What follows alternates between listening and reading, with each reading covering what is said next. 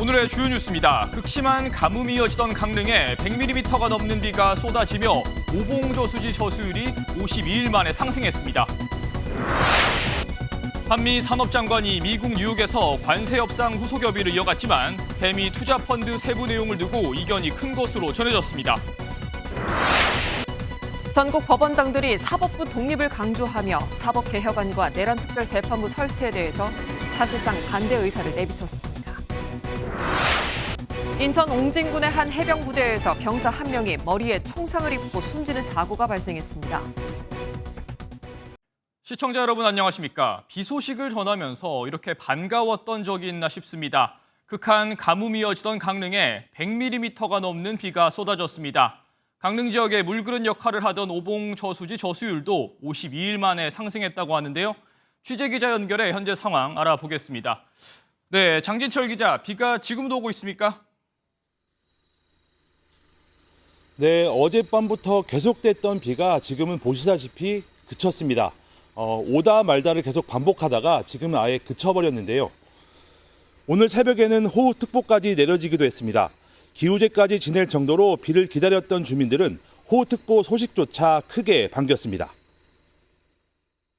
이 빗물 하나하나 흘러가는 것도 너무 아깝게 느껴지고 저도 살면서 이런 건 처음이어서 근데 어젯밤에 빗소리 들으면서 잠이 안 올 정도로 반가웠어요. 강릉 지역에는 이틀 동안 110mm가 넘는 비가 왔습니다. 30mm가 넘는 많은 비가 온 건 60일 만입니다. 네, 한때 바닥을 드러냈던 오봉저수지 저수율은 얼마나 차올랐습니까? 네, 오봉저수지 상류에도 많은 비가 쏟아졌습니다. 바짝 말랐던 저수지 상류 강에는 큰 물줄기가 생겼고 유속이 빨라 흙탕물이 내려오기까지 했습니다. 어제 11.5%까지 떨어졌던 저수율은 오후 7시 기준 14.4%까지 올랐습니다. 저수지 수위가 상승한 건 무려 52일 만인데요. 상류에서 물이 계속 내려오고 있어서 저수율은 지금보다 더 오를 전망입니다. 네, 단비 소식에 이재명 대통령도 축하 메시지를 남겼더라고요. 그럼 이번 비가 해갈에 얼마나 도움이 되겠습니까? 네, 이재명 대통령도 오늘 오전 자신의 SNS를 통해 강릉 지역의 비가 참 반가운 소식이라며 지역 주민들에게 위안이 되길 바란다고 밝혔습니다. 무기한 제한급수 조치로 빨래나 샤워조차 마음 놓고 할 수 없을 정도로 고통받고 계신 강릉 시민들에게 조금이나마 위안이 되길 바란다고 전했습니다. 이번 단비가 가뭄 해소에 조금이나마 도움은 됐습니다. 강릉시가 아파트 등에 적용한 제한급수를 하루 오전 오후 각 한 번씩 한 번에 3시간씩 좀 더 여유 있게 물을 공급하고 있긴 합니다. 하지만 완전 해갈까지는 역부족입니다. 평년 저수율이 71.4%인 점을 봤을 때 비가 적어도 400mm 이상은 더 와야 합니다. 내일 새벽까지 10에서 40mm의 비가 더 오고 다음 주에도 한두 차례 비 소식이 있지만 완전 해갈을 기대할 만큼의 양은 아닌데요. 그래도 전 지역 제한급수 마지노선인 저수율 10% 추락까지는 시간을 조금 더 벌게 됐습니다. 지금까지 강릉 오봉저수지에서 MBN 뉴스 장진철입니다. 지난 7월 한미양국은 큰 틀에서의 관세 협상을 타결했습니다. 다만 곧바로 합의문에 서명하지 않고 세부 사항에 대한 후속 협상을 이어오고 있습니다. 이 쟁점은 관세 인하를 조건으로 우리 정부가 약속한 3,500억 달러 규모의 대미 투자입니다. 구체적인 방식과 수익 배분, 용처 등을 놓고 팽팽한 줄다리기가 이어지는 상황입니다. 이런 가운데 양국의 협상 책임자들이 미국 뉴욕에서 만났습니다. 정혜린 기자가 보도합니다. 김정관 산업통상자원부 장관이 현지 시간으로 12일 하워드 러트닉 미국 상무장관과 뉴욕에서 만났습니다. 러트닉 장관이 한 방송에 출연해 한국에 미국과 맺은 관세 협상을 수용하라고 압박한 지 하루 만입니다. So there's no flexibility. The Koreans either accept that deal or pay the tariffs. 앞서 양국은 상호 관세를 15%로 낮추고 한국이 총 3,500억 달러, 우리 돈 약 486조 원 규모의 대미 투자를 시행하는 내용에 합의했습니다. 뉴욕 회동에서 양측은 관세 협상과 관련한 후속 협의를 이어갔습니다. 다만 외교 소식통은 결과물이 발표될 상황은 아닌 것으로 알고 있다고 전했습니다. 때문에 양측이 세부 내용 조율에 이견을 보이고 있다는 관측이 나옵니다. 직접 투자를 어느 정도 가져갈 거냐도 문제지만 투자에서 수익이 나올 때 그 수익을 어떻게 나누느냐의 문제도 있을 텐데 대통령실이 합리성이나 공정성을 벗어난 협상은 하지 않을 것이라고 강조한 만큼 앞서 미국이 일본과 맺은 협정을 기준으로 압박을 이어갈 경우 상당한 진통도 예상됩니다. 일각에선 러트닉 장관의 말처럼 상호 관세가 다시 25%로 원상복귀되는 것 아니냐는 우려도 나옵니다. 일본은 오는 16일부터 자동차 관세가 15%로 낮아지는데 우리와 10%포인트 차이가 생기면 경쟁력이 떨어질 수밖에 없습니다. 김 장관이 내일 귀국할 것으로 예상되는 가운데 이번 뉴욕 회동에서도 결론에 이르지 못한 만큼 협상이 장기화될 가능성도 높아지고 있습니다.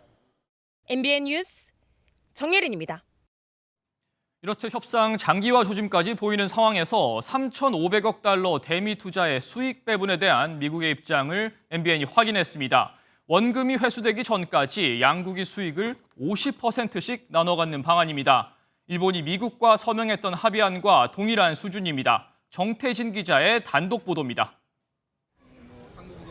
지난 7월 한미 관세 협상에서 우리 정부는 3,500억 달러 규모의 대미 투자 펀드를 조성하기로 했습니다. 하지만 이 투자금의 수익 배분 비율 등 구체적인 안을 두고 미국 측의 기본 입장은 투자 원금 회수 전 발생한 수익은 양국이 50%씩 가져가는 방식인 걸로 알려졌습니다. 한 미국 정부 소식통은 MBN에 미국은 관세 협상 단계부터 지금까지 일본과 같은 원금 회수 전 5대5 비율이 기본 입장이라고 밝혔습니다. 원금 회수 시점부터는 미국이 90%를 가져가겠다는 건데 이는 미국과 일본의 협상 조건과 같습니다. 실제로 러트닉 미국 상무장관은 선택지는 명확하다며 일본과 유사한 조건의 대미 투자 수익 회수 방식을 요구하고 있습니다. Well, I think they saw the Japanese now, so there's no flexibility, right? The Japanese signed the contract. 이재명 대통령은 국익에 반하는 결정은 절대 하지 않을 거라고 거듭 강조했습니다. 우리가 이익되지 않은 사인을 왜 합니까? 최소한 합리적인 사인을 하도록 노력해야 되겠죠. 그래서 사인 못했다고 비난하지는 마십시오. 최종적으로 국익에 도움이 되는 협상안에 서명하겠다는 거고 지금의 협의 수준은 그렇지 않다는 겁니다. MBN 뉴스 정태진입니다. 보신 것처럼 관세 협상을 두고 한미가 평행선을 달리며 갈등이 최고조에 달하고 있습니다. 자세한 내용 경제부 구경호 기자와 자세한 얘기 나눠보겠습니다. 네, 국 기자, 지금 후속 협상이 한 달 넘게 이어지는 상황인데 미국의 압박이 상당히 거센 것 같습니다. 네, 앞서 보신 것처럼 우리는 미국의 요구를 받아들이기 힘든 상황이기 때문에 압박이 아닌 협박이다, 이렇게 얘기도 나오고 있습니다. 네. 당장 우리 상황이 좋지 않기 때문인데요. 올해 대미 수출액은 크게 줄어들고 있는데 지난달에는 마이너스 12%를 기록하기도 했습니다. 그래서 시간은 갈수록 우리에게 불리하다, 현재 이런 상황으로 볼 수가 있겠습니다. 네, 얘기한 대로 이렇게 미국의 협박까지 가능한 건 사실 우리보다 앞서 미국과 서명을 했던 일본의 영향도 있지 않습니까? 맞습니다. 이 앞서 보신 것처럼 미국이 투자 수익 비율을 놓고 일본과 투자 원금 회수 전에는 5대5 그리고 원금 회수 후에는 9대1 합의를 했지 않습니까? 자, 미국은 봐라, 일본도 합의를 했는데 한국은 왜 똑같이 안 받느냐, 이렇게 일방적으로 기준을 만들어서 밀어붙이는 분위기입니다. 일본이 미국의 요구를 다 들어주는 나쁜 선례를 남기다 보니 대한민국의 입장으로서는 좀 더 깊은 고민에 빠졌다. 네, 국 기자도 조금 전에 언급했듯 사실 이 원금 회수 후의 상황도 상당히 심각하다고 할 수 있습니다. 미국이 90%를 가져가는 건데 사실 이 부분은 일본 내에서도 굴욕적이다, 굴욕적인 합의다, 이런 비판이 나오지 않았습니까? 네, 맞습니다. 예, 우리가 미국의 3,500억 달러, 이걸 하나로 하면 486조 원을 투자하겠다는 거죠. 자, 486조 원이 어느 정도냐면 우리나라의 국내 총생산 GDP의 5분의 1에 해당합니다. 네. 그런데 우리가 이렇게 막대한 금액을 투자하는데도 수익은 미국이 거의 다 가져가겠다는 겁니다. 말씀하신 것처럼 일본이 똑같은 합의를 해서 일본 내에서는 굴욕적인 합의다, 우리가 미국의 현금 인출기냐, 이런 비판이 거셌습니다. 네. 그런데 이걸 한국도 일본과 같은 합의를 받으라는 거 아니겠습니까? 그래서 불이익인데 왜 서명을 해야 하는지 모르겠다는 게 이재명 대통령과 우리 정부의 입장인 겁니다. 네, 사실 이 대통령도 공개적으로 불이익이다라고 할 정도면 그만큼 상황이 심각하다는 건데 이 와중에 또 외환 위기 우려까지 나오고 있다면서요. 예, 제가 한번 거꾸로 질문 드리겠습니다. 우리나라 외환 보유고가 얼마인지 아십니까? 4천억 달러가 조금 넘지 않습니까? 맞습니다. 우리의 대미 투자액이 3,500억 달러로 하기로 했으니까 전체 외환 보유액의 84% 수준에 이릅니다. 네. 그래서 우리는 자칫 잘못했다가 투자 회수를 못하면 외환 위기급 위기가 올 수 있다. 그러니 안전하게 보증과 대출 등의 방식으로 하자는 건데 미국은 이걸 직접 현금 투자하자고 압박하고 있어 우리로서 난감한 상황입니다. 근본적으로 이 외환시장에 미칠 충격에 대해서 같이 고민해주고 미국이 도와줄 수 있는 부분에 해답을 달라 이런 이야기를 가지고 지금 사실 그 문제 때문에 그 문제 와서는 지금 상당히 교착 상태에 있습니다. 네, 우리로서는 해결해야 될 어려움이 한두 가지가 아닌 상황입니다. 네, 이런 가운데 이 관세 협상의 주무부처는 아니지만 미국 국무부의 부장관이 방한을 했다고요? 네, 크리스토퍼 랜다우 미국 국무부 부장관이 오늘 방한해 내일 조현 외교부 장관 그리고 박윤주 외교부 1차관과 회담을 갖습니다. 네. 당초 주한미군 등 외교 현안 관련해서 방한한 걸로 알려지는데 최근 구금 근로자 문제가 양국 사이에 부각한 만큼 비자 문제 등도 논의가 될 것으로 예상됩니다. 네, 관세 문제만큼이나 비자 문제도 하루빨리 해결이 돼야 할 것 같습니다. 여기까지 듣겠습니다. 경제부 구경호 기자였습니다. 뉴스 이어갑니다. 전국 법원장들이 회의를 열고 민주당이 추진하는 사법개혁안에 사실상 반대 의사를 내비쳤습니다. 개혁 논의에 사법부의 참여가 필수적이란 뜻과 함께 내란 특별재판부 설치에 대해서도 신중해야 한다는 입장을 내놨습니다. 먼저 박규원 기자입니다. 전국 법원장들이 7시간 반가량의 마라톤 회의 끝에 사법개혁안에 대한 공식 입장을 내놨습니다. 법원장들은 미리 상정된 5개 안건과 함께 여당 주도로 추진되고 있는 내란 특별재판부 설치에 대한 논의도 진행했습니다. 특별재판부 설치에 신중한 검토가 필요하다고 표현했지만 회의에선 재판부 구성은 사법부의 고유 권한이기 때문에 위헌성이 있다는 반대 의견도 나온 것으로 알려졌습니다. 앞서 법조계에서 위헌성 지적이 나오자 이재명 대통령이 기자회견에서 직접 반박한 바 있습니다. 위헌 얘기하던데 그게 뭐 위헌이에요? 그렇게 논쟁을 하면 안 된다는 거예요. 논란이 되고 있는 대법관 증언과 관련해선 단기간 내 대폭 증언에 대한 우려를 표했고 법관 평가제도에 대해서도 위헌성이 있다며 반대 의사를 밝혔습니다. 그러면서 법원장들은 사법 독립은 반드시 보장돼야 하기 때문에 사법개혁 논의에 사법부의 참여가 필수적이라고 강조했습니다. 앞서 조희대 대법원장도 국회와 협의하고 설득하기 위해 노력할 것이라는 입장을 밝힌 바 있습니다. 계속되는 사법부의 반대 목소리에도 민주당은 추석 연휴 전 사법개혁 입법을 마무리하겠다는 방침입니다. MBN 뉴스 박규원입니다. 이런 사법부의 우려에 대해서 여야 대표가 설전을 벌였습니다. 정청래 민주당 대표는 사법개혁은 사법부가 자초했다면서 반박했고 장동혁 국민의힘 대표는 민주당의 인과응보가 될 것이라며 강하게 비판했습니다. 이어서 손성민 기자입니다. 더불어민주당과 대법원의 갈등은 지난 5월로 거슬러 올라갑니다. 대법원이 이재명 당시 대선 후보의 공직선거법 사건을 유죄 취지로 파기환송하자 민주당은 즉각 대선 개입이라고 반발했습니다. 대법원은 이번에 스스로 자기의 신뢰와 자기의 명예를 구렁텅이에 쳐넣었다. 정권 교체 이후 민주당은 본격적으로 사법개혁에 나섰는데 어제 전국 법원장 회의에서 사법부 독립성 훼손 우려의 목소리가 나온 겁니다. 하지만 정청래 더불어민주당 대표는 오늘 자신의 SNS를 통해 사법개혁은 사법부가 시동을 걸고 자초한 것이라며 자업자득이라고 밝혔습니다. 특히 조희대 대법원장을 겨냥해 대선 후보도 바꿀 수 있다는 오만이 재판 독립이냐고 직격했습니다. 사법부가 사법개혁을 거부하거나 이를 방해하려는 시도를 한다면 국민은 결코 이를 좌시하지 않을 것입니다. 그러자 장동혁 국민의힘 대표도 자신의 SNS에서 정 대표가 대법원장을 겁박하고 나섰다며 민주당의 사법부 말살 시도라고 강하게 비판했습니다. 또 내란 재판부 설치가 자업자득이라면 이재명 대통령의 재판 재개는 인과응보가 될 것이라고 목소리를 높였습니다. 사법부를 발 아래에 두겠다는 발상은 삼권 분립을 무력화하고 사법의 정치화를 위해 입법을 남용하겠다는 선포입니다. 민주당과 사법부의 갈등이 첨예해지는 가운데 국민의힘은 장외투쟁에 나서는 방안도 검토하고 있습니다. MBN 뉴스 손성민입니다. 민주당이 12.3 비상계엄 당시 국민의힘 소속 지자체장들이 가담했다면서 조사를 촉구하고 있는데 여기에 행정안전부까지 나섰습니다. 윤호중 장관이 직접 진상조사를 하겠다고 밝히면서 논란이 더 커지는 모습입니다. 최현미 기자입니다. 윤호중 행정안전부 장관의 SNS입니다. 민주당 내란특검 대응특위에서 행안부 자체 감찰단 구성을 요청했다며 비상계엄 당일 일부 지자체 가담 의혹과 관련해 자체 진상조사를 실시하겠다고 밝혔습니다. 비상계엄 당시 서울시와 부산시가 선제적으로 청사를 폐쇄하거나 산하기관에 이 같은 지침을 전파하는 등 계엄에 동조했다는 의혹이 제기되자 직접 나선 겁니다.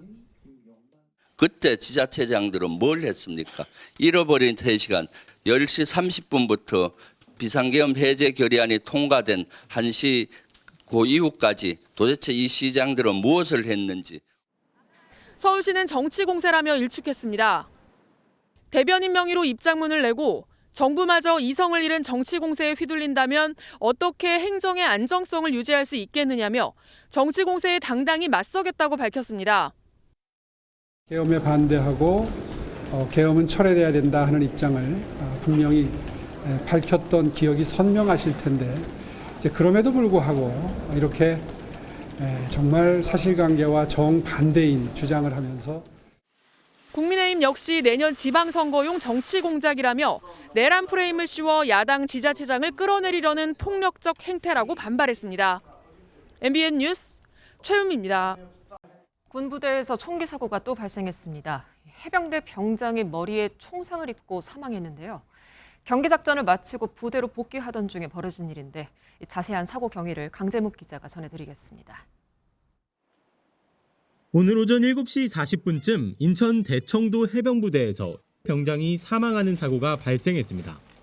이마 부위에 총상을 입은 대원은 위중한 상태에서 응급치료를 받았지만 끝내 사망했습니다. 군 관계자는 해경 함정을 통해 급히 병원으로 옮기려 했지만 이송하기 전 이미 사망 판정을 받았다고 설명했습니다.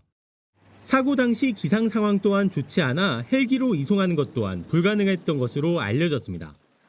숨진 해병은 운전병으로 근무하던 대원이었습니다. 군용 차량을 몰고 동료 대원들과 해안 경계 작전에 투입됐다가 복귀하던 중 운전석에서 총상을 입고 발견됐습니다. 전방부대에서 이루어지는 작전인 만큼 K2 소총에 탄을 장착하고 나갔는데 탄이 어떤 경위에서 격발하게 됐는지는 현재 조사 중이라고 군 당국은 설명했습니다. 또 이번 사고의 탄 종류에 대해서는 공포탄이 아닌 실탄으로 확인됐다고 전했습니다. 최근 연이어 발생한 총기 사망 사고로 인해 군내의 안전관리에 대한 우려가 커지고 있습니다. 지난 2일 대구에서 육군 대위가 총기를 반출해 스스로 목숨을 끊는 사고가 발생한 지 불과 2주도 안 돼 사고가 발생한 것입니다. 해병대 사령부는 해병대 군사경찰과 인천경찰이 공동으로 사건 경위 조사에 나섰다며 현장 합동 감식을 진행하고 있다고 밝혔습니다. MBN 뉴스 강재묵입니다. 음주운전이 큰 화를 불렀습니다. 오늘 새벽 서울 성수대교에서 술에 취한 30대 운전자가 가드레일을 들이받고 반대편에 있던 택시 2대와 충돌했습니다.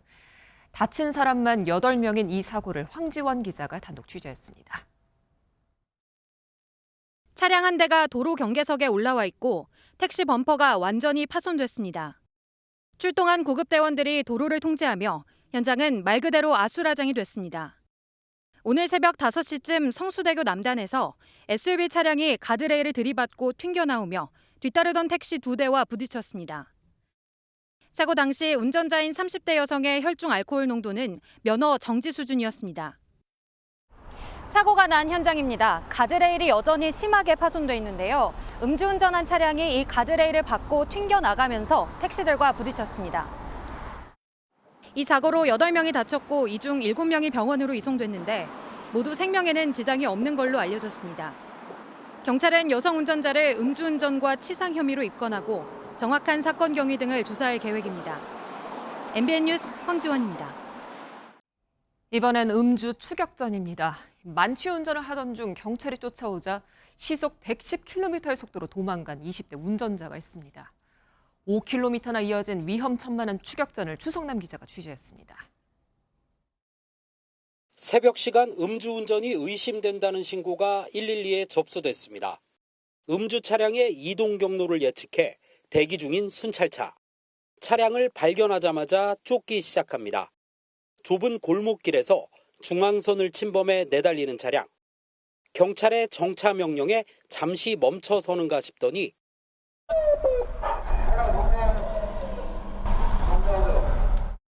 속도를 높여 도주하기 시작합니다. 주차된 차량을 아슬아슬하게 피해가며 왕복 6차선 도로로 들어선 차량은 신호도 무시한 채 시속 110km가 넘는 무시무시한 속도로 도주를 이어갑니다. 정차 요구를 했어요. 근데 정차 요구를 따르지 않고 고속으로 주행하다 보니까 검거를 좀 신속하게 하지 않으면 좀 2차, 3차 사고가 날 수도 있겠다. 추격전이 끝날 기미가 보이지 않던 순간 순찰차가 음주 차량을 따라잡는 데 성공합니다. 음주 차량은 중앙 분리대와 순찰차 사이에 끼어버렸고 교차로에 대기 중인 다른 순찰차가 앞세해 도주로를 완전히 차단합니다. 약 5km의 추격전을 벌인 운전자는 바로 이곳 교차로에서 붙잡혔는데요. 음주 측정을 했더니 혈중 알코올 농도 0.174%, 면허 취소 수치가 나왔습니다. 경찰은 김 씨를 도로교통법 위반, 음주운전 혐의로 입건해 사건을 검찰에 넘겼습니다. MBN 뉴스 추성남입니다. 유네스코 세계문화유산이자 일제강점기 조선인 강제동원의 아픈 역사를 담은 일본 사도광산에서 두 번째 추도식이 열렸습니다. 지난해와 마찬가지로 일본 정부는 추도사에 강제성을 언급하지 않았고 우리 정부는 참석하지 않았습니다. 심동욱 기자의 보도입니다. 일본이 오늘 오후 1시 30분 사도섬 서쪽 아이카와 개발 종합센터에서 사도광산 추도식을 열었습니다. 우리 정부는 첫 추도식이었던 지난해에 이어 올해도 참석하지 않았습니다.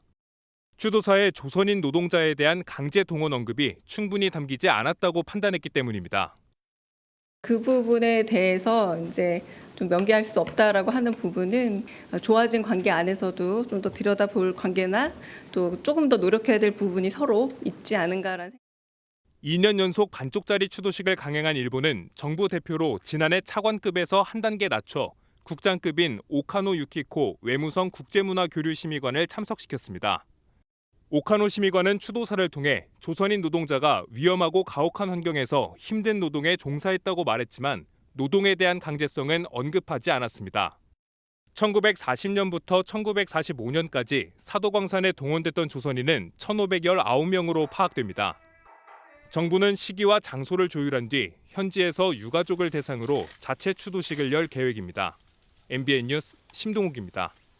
트럼프 대통령의 측근이자 보수 농객인 찰리 커크를 살해한 용의자가 체포됐습니다. 이 사형까지 언급하며 트럼프 대통령이 강경한 반응을 보인 가운데 미 국무부도 커크의 피사를 조롱하는 외국인에 조치를 취하겠다고 밝혔습니다. 워싱턴에서 강영구 특파원이 보도합니다.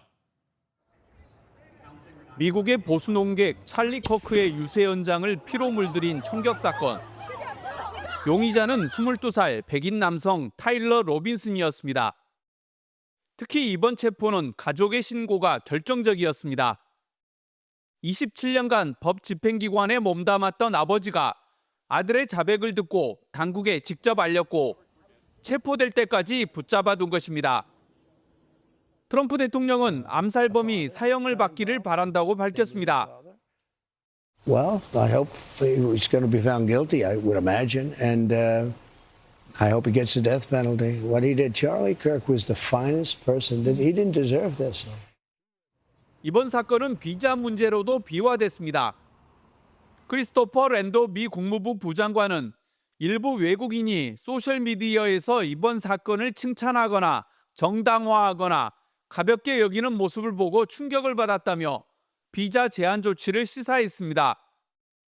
한편 수사당국은 용의자가 최근 몇 년간 정치적으로 변했다며 이번 사건을 정치적 신념에 따른 증오 범죄일 가능성에 무게를 두고 수사를 이어가고 있습니다.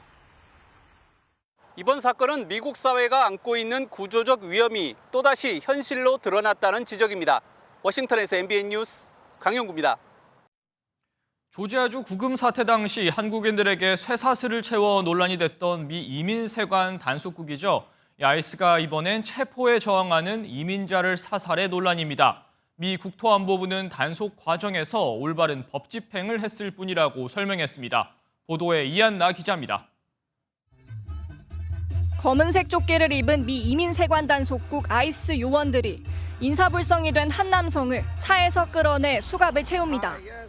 미국 시카고에서 불법 이민자 단속을 하던 아이스 요원이 총기로 이민자를 사살해 논란이 되고 있습니다.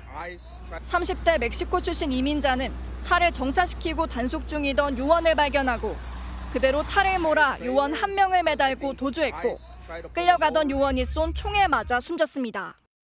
Very significant situation here that the man is dead. You could see there's blood there on the side of the door. 미 국토안보부는 합법적 체류 자격이 없는 남성을 단속하던 중 단속 요원이 차에 매달린 채 끌려갔다며 단속 요원이 총을 쏜 건 훈련한 대로 올바르게 법을 집행한 것이라고 밝혔습니다.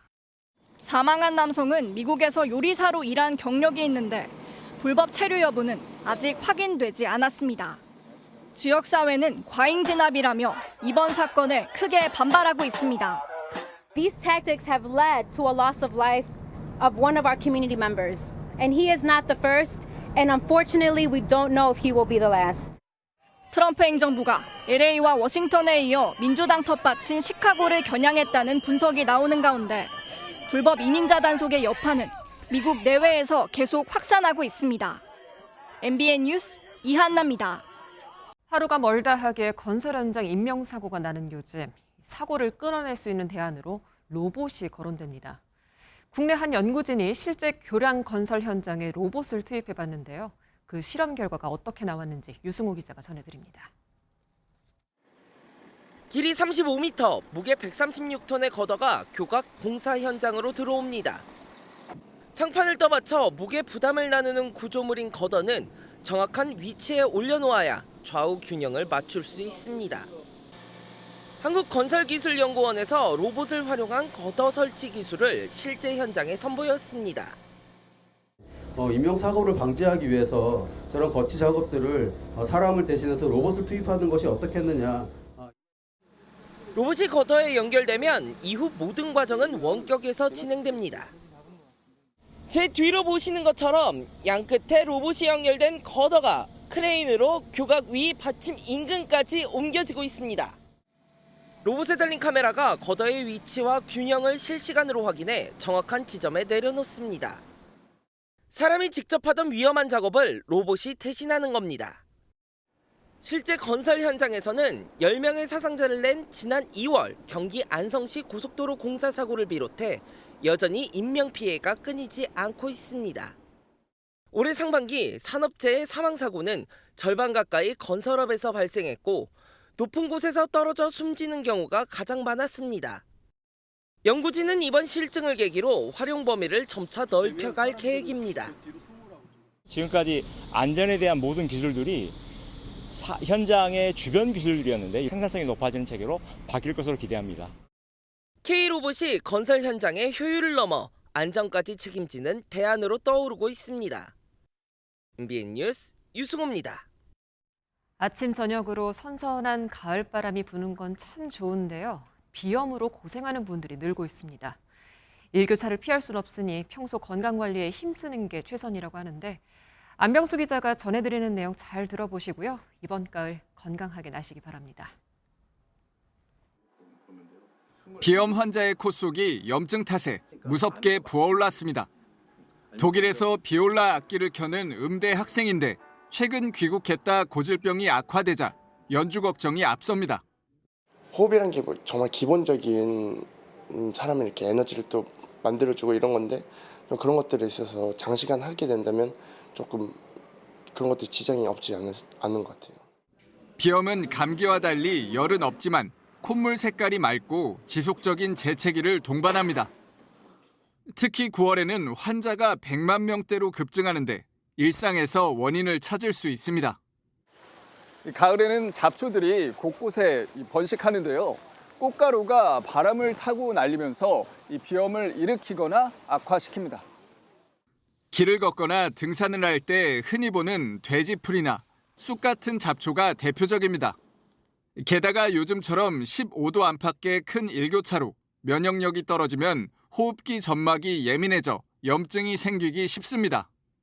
외출 후 꽃가루와 미세먼지를 잘 씻고 실내 온도를 적절하게 유지하는 게 중요합니다. 아직 에어컨을 켜고 있기 때문에 실내와 실외의 급격한 온도 변화에 따라서 몸의 면역력이 떨어지면 그 또한 비염을 일으키는 주 원인이 됩니다. 평상시에 청결하게 유지하는 것이 우선 1번이고요.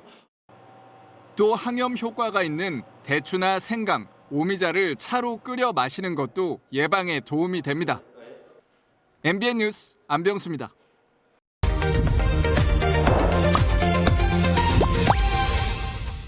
오늘 정치톡톡은 국회팀 최돈희 기자와 이어가 보겠습니다. 네, 최 기자 첫 번째 주제부터 가보겠습니다. 네, 김진태 강원지사와 이재명 대통령인데 발언 제지, 어떤 발언이 제지당했다는 겁니까? 어제 이재명 대통령 주재로 강원도에서 열린 타운홀 미팅에서 벌어진 일입니다. 네. 지사님도 좀 참으시죠. 우리 일단 동료들 얘기 듣는데 세 분 좋은 얘기라서요. 한 가지만 나중에 하시죠. 나중에. 이후에도 김 지사는 발언 기회를 얻지 못했는데요. 저 대통령님 제가 간단하게 좀 말씀 좀 드리겠습니다. 아니요. 여기는 행사 말미에 이 대통령 다시 발언 제지 취지를 재차 언급했습니다. 김진태 지사님 말씀을 좀 들으면 좋은데 오늘은 자리의 취지가 그런 게 아니어서 꼭 강원도 입장에서 하실 말씀이 있으면 대통령실로 따로 문서를 보내주시면. 네, 한 차례도 아니고 몇 차례 제지를 당한 것 같은데 정치권 반응도 이어졌을 것 같습니다. 네, 김 지사가 국민의힘 소속인 만큼 먼저 민주당 지지층에선 통쾌하다, 완전 사이다 같은 긍정평가가 많았습니다. 반면 국민의힘은 강하게 반발하는 분위기입니다. 이재명 대통령은 야당 지자체장들을 병풍 세우고 면박 주면서 발언 기회까지 차단해 간권 선거 논란을 자초하고 있습니다. 문제는 이 같은 상황이 이번이 처음이 아니라는 겁니다. 실제로 지난 3차례 타운홀 미팅에서 단체장이 어느 당이냐에 따라 분위기가 극명하게 갈린 바 있습니다. 네, 역시 같은 집안인 국민의힘의 반발이 큰 것 같습니다. 다음 주제로 가보겠습니다. 네, 특검이 나와 있고 한동훈 전 대표의 저서인데 어떤 주제입니까? 일단 최근 내란 특검이 한동훈 전 대표에 대해 강제 구인 가능성을 언급했는데요. 문제는 증인신문 출석을 두고 특검과 한 전 대표 간 신경전이 이어지고 있다는 겁니다. 네, 증인신문을 놓고 벌이는 신경전과 이 저서 어떤 연관이 있는 겁니까? 일단 최근 한 전 대표가 아니라 한 전 대표 지지자들이 특검에 보내는 건데요. 올해 출간한 한 전 대표 책의 계엄 당시 상황이 자세하게 나와 있다는 겁니다. 결국 계엄과 탄핵에 줄곧 반대 입장을 보였는데도 한 전 대표를 굳이 부르는 건 결국 정치적인 의도가 깔려 있다는 겁니다. 네. 때문에 향후 특검과 한 전 대표 간의 치열한 법적 공방이 불가피해 보입니다.